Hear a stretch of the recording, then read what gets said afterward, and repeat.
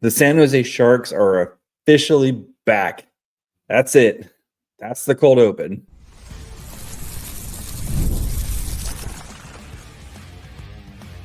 You're Locked On Sharks, your daily podcast on the San Jose Sharks, part of the Locked On Podcast Network, your team every day. Hello, welcome to Locked On Sharks, the premier hockey podcast covering your favorite team in the Bay Area. I want to thank you for making Locked On Sharks your first listen, proudly part of the Locked On Network. We cover your team every day. Not only do we cover your team every day, we're also the number one sports podcast network here at Locked On.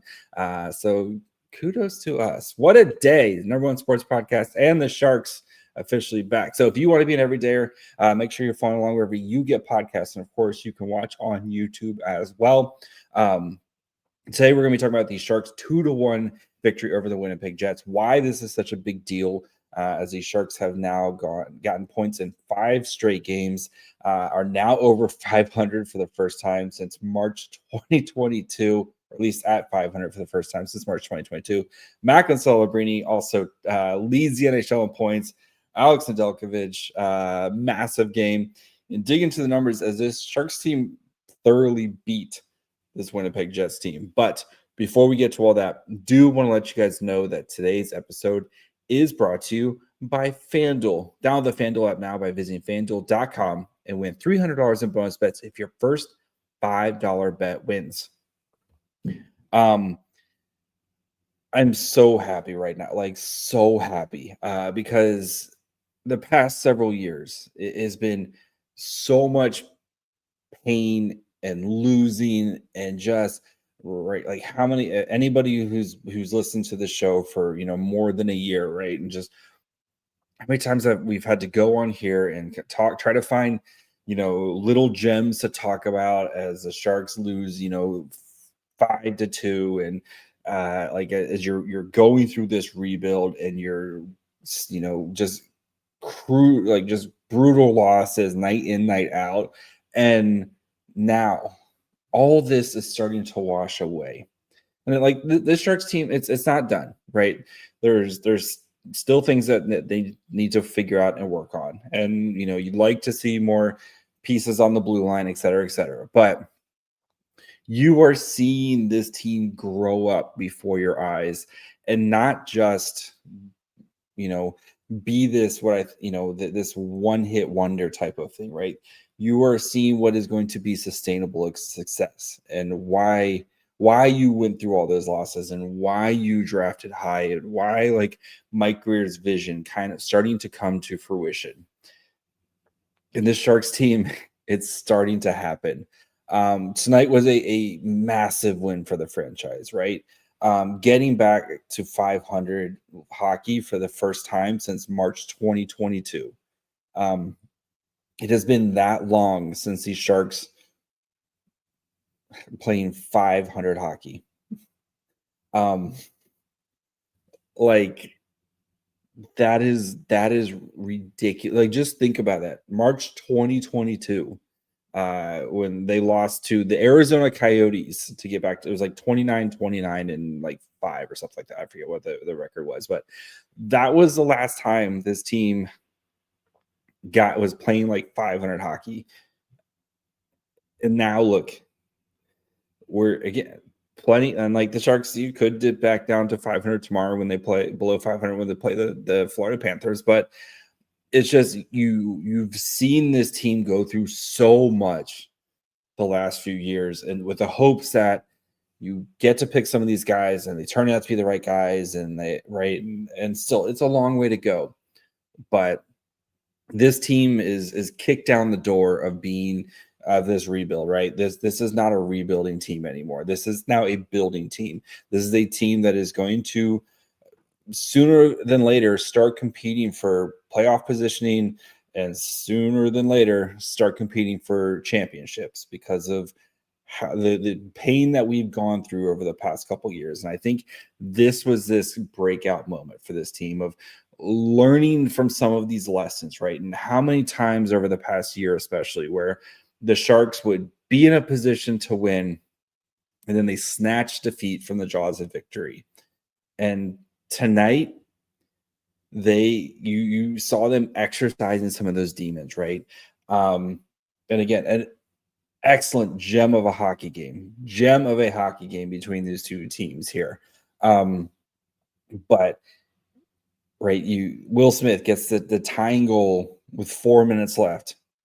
And how many times have we seen the Sharks, get a goal late or get a goal in the third period, and then they have to defend and they're not able to hold on? And tonight, they held on. I mean, Alex Nedeljkovic was awesome. Like, we'll talk about Nedeljkovic in the second segment here, but you saw the young guys, right? Macklin Celebrini just continuing to lead the way, and not only lead the way in points in the NHL, but putting this team on his back again when the Sharks needed him most. He gets his teeth knocked out, right? He's got the chip in the tooth, and the Sharks, like, he found another gear after that, and getting the goal on Hellebuyck, and like Hellebuyck. If it wasn't for Hellebuyck, the Sharks win this game 4-1. Hellebuyck was ridiculous tonight.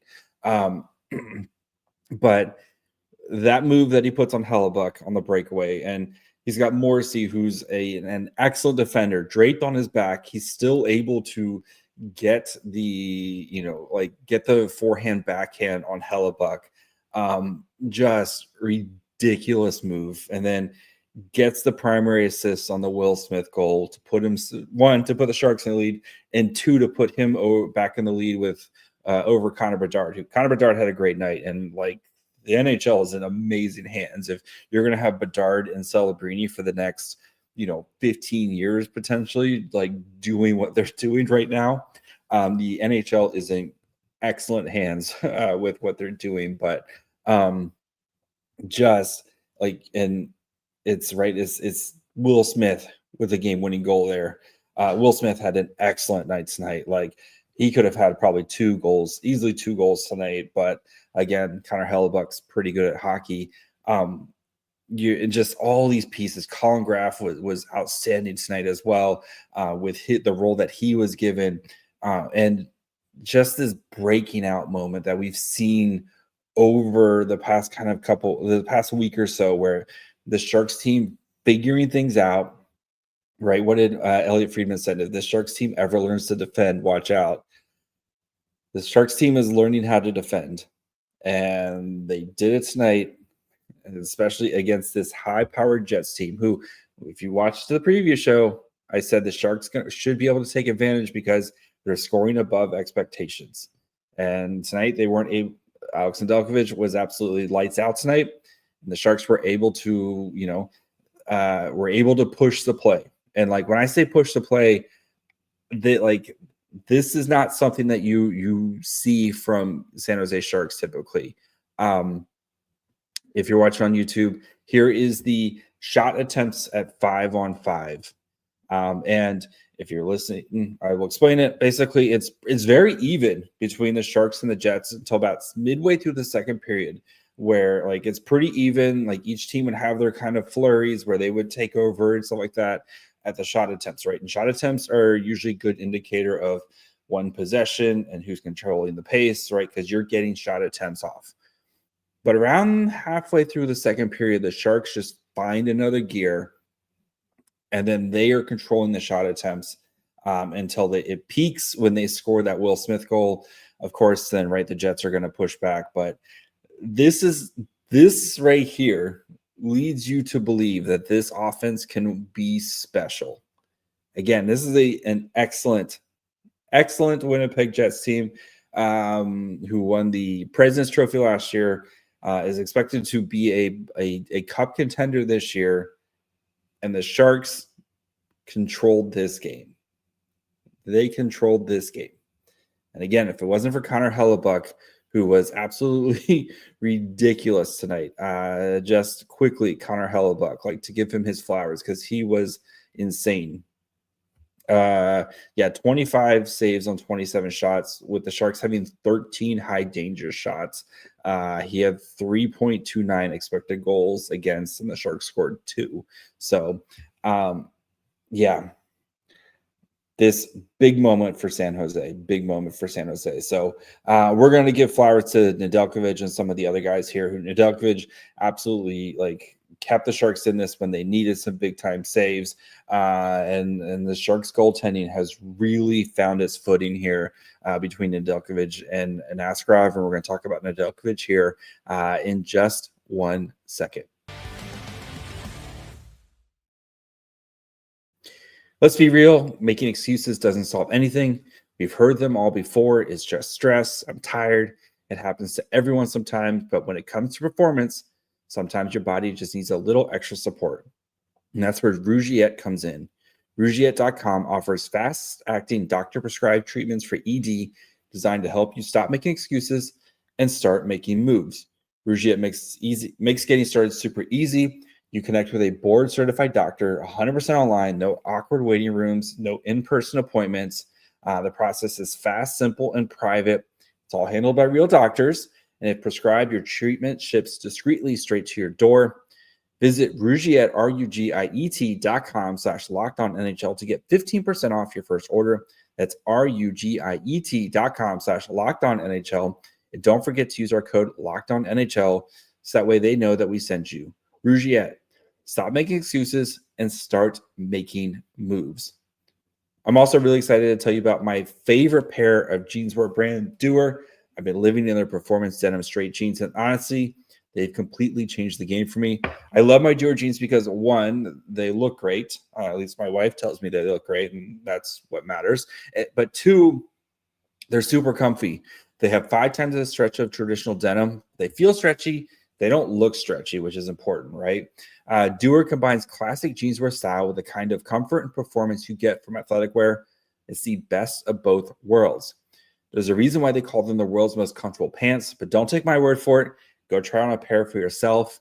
Doer opened a store in Hayes Valley, so you can feel the difference firsthand. Go check them out at 567 Hayes Street. Mention our promo code LOCKEDONSF in store to get 15% off your first order. Or check them out online at shopdoer.com/LockedOnSF for 15% off. That's shopdoer.com/LockedOnSF. All right, before we continue, do of course want to thank you for making Locked On Sharks your first listen. Again, part of the Locked On Podcast Network, the #1 podcast network. So, of course, we're going to be reacting to every Sharks game. So make sure you guys are following along for that. We'll have Barracuda coverage as well. We got something special lined up for next week with Joe Thornton's induction into the Hall of Fame. So be on the lookout for that for Monday. So plenty of great stuff coming here at Locked On Sharks. So make sure you're following along wherever you get podcasts. And of course, you can watch on YouTube as well. So Alex Nedeljkovic tonight has, and this both goalies, Nedeljkovic and Askarov, have really found their footing the past couple weeks here, and has been a big part of why this Sharks team has played much better. But Nedeljkovic tonight was absolutely locked in.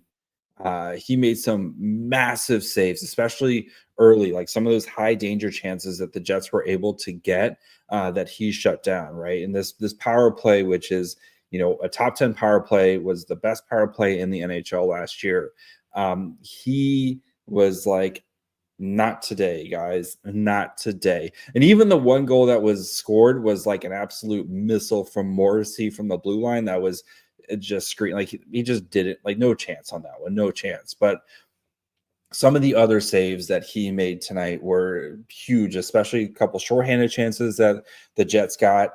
And that's what you need. Like the Sharks team, they're going to live and die with their offense. We know that, right? They're an offensive team, and sometimes you're going to put your goalies out to dry. But Nedeljkovic, he stood tall tonight when San Jose needed him. 31 saves on 32 shots, 1 goal allowed, 347 expected goals against, and again, 1 goal allowed, 969 save percentage, 12 of 12 on high danger shots, 4 of 4 on mid danger, and then 12 of 13 on low danger shots tonight. This was the Alex Nedeljkovic that you hope for when the Sharks, traded for him, right? It's still like Askarov's net, but just the goaltending, like if the Sharks can, as we've said a bunch of times, right? If the Sharks can get like average goaltending, this is going to be a good team, a dangerous team, in fact. And if you get nights like tonight where Nedeljkovic stands on his head against one of the best teams in the NHL and Askarov continues to play really well, as with the exception of the Kings game, but like over the past 2 weeks now, Askarov's been playing really well. Like this Sharks team is going to be in a lot of games and give a lot of teams a lot of trouble. And what they've done, and again, it's not like this team has played bad, like they're not stacking points against bad teams. These are really good teams that the Sharks are getting points against. They've got Winnipeg team. They handed Seattle like their lunch money there, right? You went to a shootout against the Detroit team, which was, one of the top teams in the NHL, in their division. Whereas Detroit, I'm looking at the standings right now. Detroit's number 2 in the Atlantic right now. You did this against Colorado, which is arguably the best team in the NHL. You did this against New Jersey, which was coming off a 6-game or an 8-game win streak. Wait. The big test will be when they start to like get some of these, like how mature this team is when you start to kind of play some of the, like, I don't want to say below you, because the Sharks are still below a lot of teams right now. But when you start to kind of face those teams that you should win against and see how you do against those teams that you should win against, because that's the mark of a mature team. But yeah, Nedeljkovic tonight was ridiculous, like absolutely ridiculous. And I'm so happy for this team. Like everything just starting to click into place. And a lot of it because of the goaltending can bailing you out when you make some mistakes, right? Because this team is still going to make mistakes. But if you can get solid goaltending, as you've gotten from Nedeljkovic tonight, and as you've gotten from Askarov the couple of nights, the past couple of games, the team's going to go a lot further than I think a lot of us thought they could. And I'm not going to say the P word yet. But this team could be in the mix maybe a little bit longer than we expected to. And then you start to think about it back to games that you might, like, if Nedeljkovic doesn't, lose his mind for 5 minutes against Vegas, and if the Sharks can hold on to a lead against the Ducks and stuff like that, like then you start to think about points that you left on the table. But yeah, this team, man, this is a really fun team that is really starting to figure things out here. And it's good to see the goaltending not hold this team back, because this team has been, with the exception of Mackenzie Blackwood, this team has at times been held back by their goaltending, and they are they're getting their act together. So we're going to dig into the numbers of this game. I want to talk about the second line, the Wenberg line, which was absolutely fantastic tonight, even though like the numbers may not be super in their favor. Actually, the numbers aren't too bad, but that line was given a tough assignment tonight, and they came through despite not getting any points. So we're going to talk about the Wenberg line. We're going to talk about how every player did in this game, and John Klingberg, best game in teal. So we'll get to that here in just 1 second. The NBA is back, and there's no better place to get in on the action than FanDuel, the official sports betting partner of the NBA. Even if you missed the start of the game or just want to ride the hot hand, FanDuel has live bets on everything from who's going to score next to fourth quarter comebacks. Plus, you can even combine your live bets into a same-game parlay for a shot at a bigger payout. Keeps every game exciting, especially when your team's making that late push. And right now, FanDuel is giving new customers $300 in bonus bets when your first $5 bet wins. So head to FanDuel.com to sign up and play your game with FanDuel, the official sports betting partner of the NBA. All right. Before we finish up, do of course want to thank you for making Locked On Sharks your first listen. If you haven't yet, you need to go check out the Locked On NHL Game Night. They cover every game every night until Stanley Cup champion is crowned. Get local analysis on a national scale. Find NHL Game Night on Locked On NHL on YouTube or wherever you listen to podcasts. So let's dig into the numbers because this game was really fun. It's really fun to talk about winning hockey. Like it's been so long, guys. It's been so long. All right. In this game, we had 46 minutes of 5-on-5 time. Sharks 59.34%, Corsi 4. They had 54 to 37 shot attempts. Actual shots on goal at 5-on-5 was 21 to 19 in favor of the Sharks. Scoring chances for 29 to 13, 13 to 7 high danger chances. Sharks at 5-on-5, 2.35 expected goals for to 1.56. Of course, both goals coming at 5-on-5. Again, this Sharks team, like if Hellebuck wasn't Hellebuck, this has the makings of a 4-1, 5-1 type of win because of the way they were playing tonight. Right, 29 scoring chances, 13 high danger chances. In that second period, like I said, where they really took off, 26 to 15 shot attempts. And even in the third period, right, where it's a tied game and you like the Jets came out for like a minute or two, kind of pushed the pace, and then the Sharks responded, 16 to 9 shot attempts at 5-on-5. That's when, the game is tied or the Sharks have the lead there. They were pushing the pace, trying to find that game winner.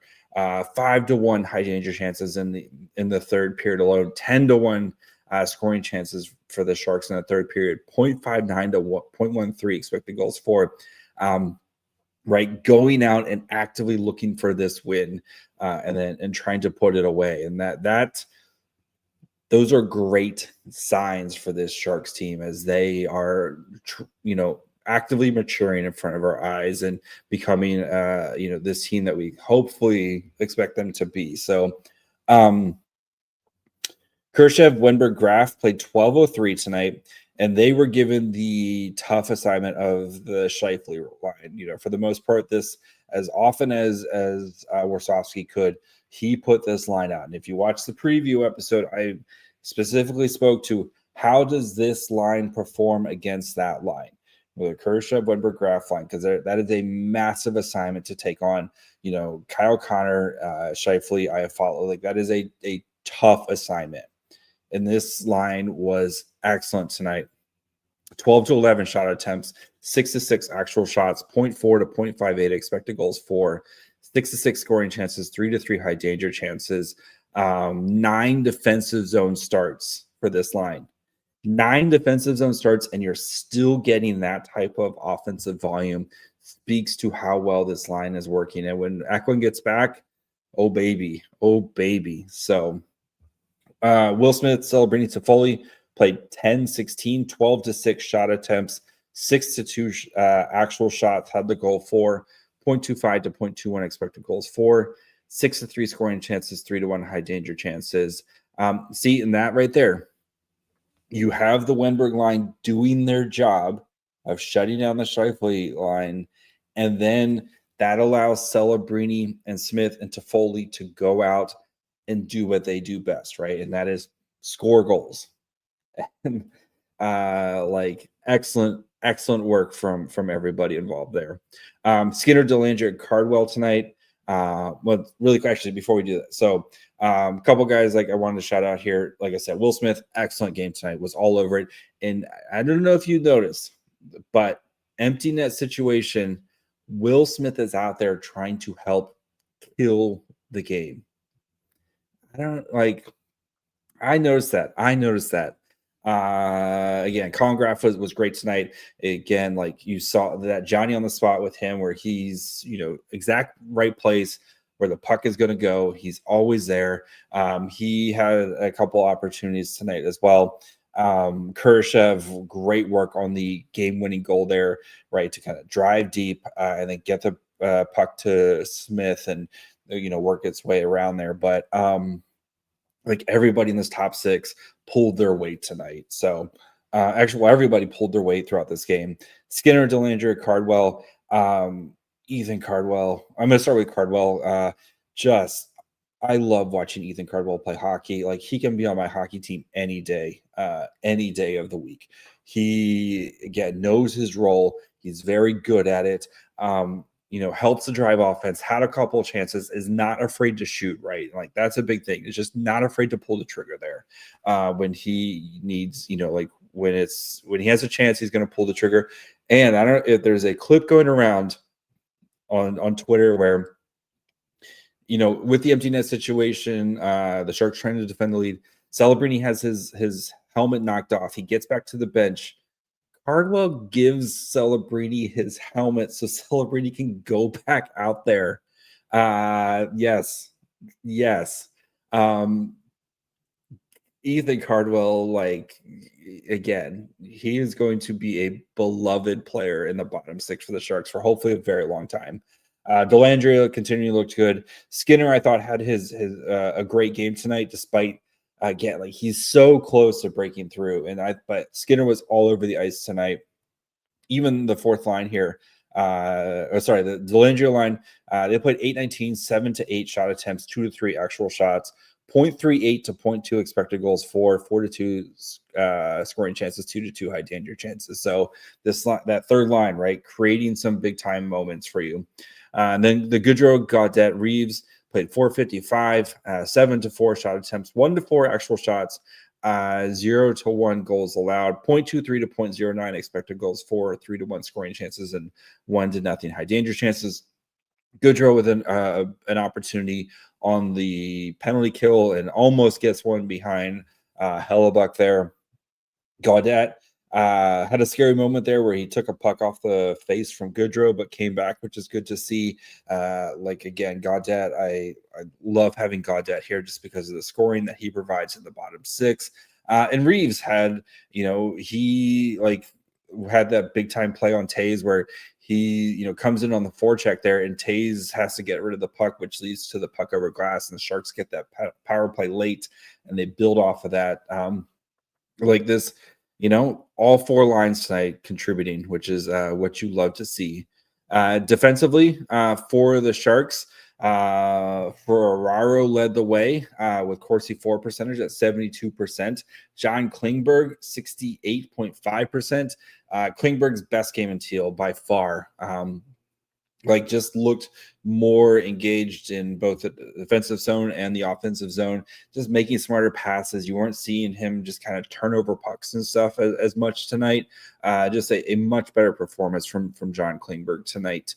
Liljegren, 58.62. He got shaken up a little bit. I wonder I know he's a right-handed, but if Dickinson's coming in tomorrow, I would sit Liljegren for a day and just let him, he's had a rough week here. So maybe just give him the day off, and especially with a couple days off before the Sharks play again on Tuesday. That's, what I would do, but what do I know? So Orlov, 53%. I thought Orlov was strong again tonight. Mukhamadullin, 50%. You see the confidence growing with Mukhamadullin. And again, I don't think it's a coincidence since Mukhamadullin's return, the Sharks have gotten much better defensively. He's been doing very well for San Jose. The Desharnais is kind of the quiet, unsung hero. Just goes out there and does his job at 46%. So great job all around. I'm super excited. And then the problem is, right, you play the Jets, who was the best team in the regular season last year. You turn around, you got to play the two-time defending champion Florida Panthers. Yeah, let's see if the Sharks can get over 500 here. So we'll be back tomorrow. So we'll have a preview, get to know the Panthers, see how this team is doing without all their stars, and where the Sharks can maybe take advantage. And of course, we'll have a reaction Saturday night to this game. So make sure you follow along wherever you get podcasts. And of course, you can watch on YouTube as well. Follow the show on Twitter, Facebook, Instagram, and on TikTok at Locked On Sharks. Follow me on Twitter and Blue Sky at My Fry Hole. Till tomorrow. Bye, friends.